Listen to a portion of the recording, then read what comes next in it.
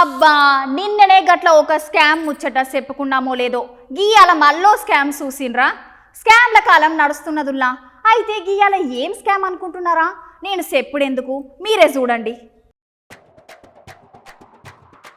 స్కామ్లు అబ్బా ఎక్కడ చూడు ఎవరు చూడు స్కామ్లు. చిన్నపిల్లల పాల ప్యాకెట్ల నుంచి మొదలు పెడితే పెద్దోళ్ళ వరకు అన్ని స్కామ్లే.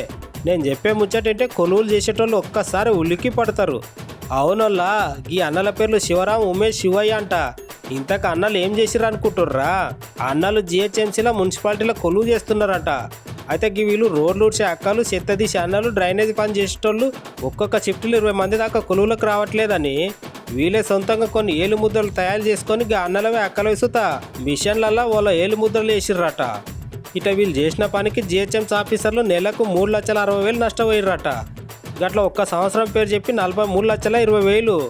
ఈ లెక్కన దగ్గర 86 లక్షలు మాయం చేసిర్రట. ఈ ముచ్చట అధికారులకు తెలిసి పర్షాన్ అయ్యిర్రట. ఆహో మరి కారా, వెంటనే అన్నలను పోలీస్ స్టేషన్లకు పట్టుకపోయి వాళ్ళ దగ్గర ఉన్న 35 నకిలీ ఏలుముద్రలు సుతా తీసుకున్నారంట. చూసిల్లా రోజులు ఎట్లా తయారవుతున్నాయి.